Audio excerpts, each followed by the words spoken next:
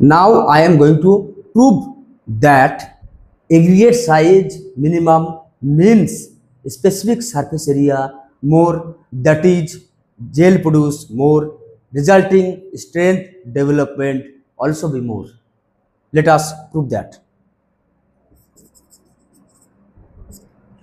Specific surface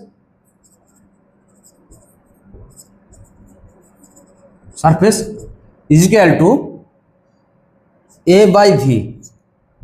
গোলকের ক্ষেত্রে কি হয়, এরিয়া ইজ ইকুয়াল টু আমরা জানি 4 পাই আর স্কয়ার এবং volume is equal to 4/3 pi R cube.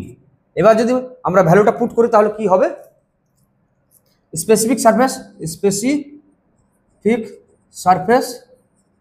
Is equal to 4 pi R square by 4/3 pi R cube.